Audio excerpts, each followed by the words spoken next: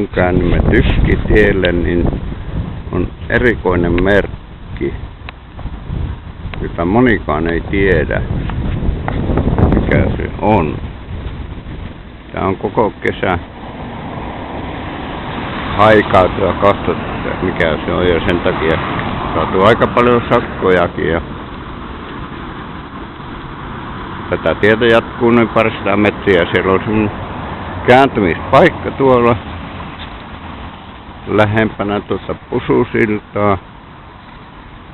Monet luulevat, että se on parkkipaikka, mutta ei oo. Siinä tulee sakot, että napsahtaa.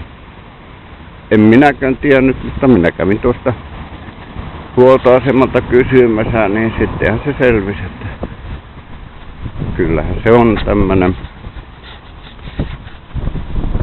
alue pysäköintikieltomerkki ja sillä sipuli.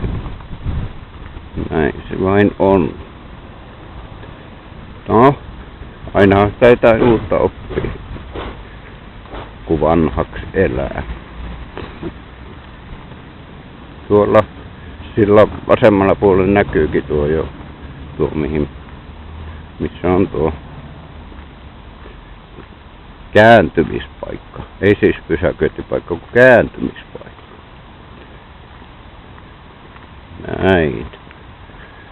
Aina sitä kaikkia oppii, kun vanhaksi elää. Ja tuossakin tuo yksi auto, tuossa oli aivan sakkopaikka. Näin. Katsotaanpas.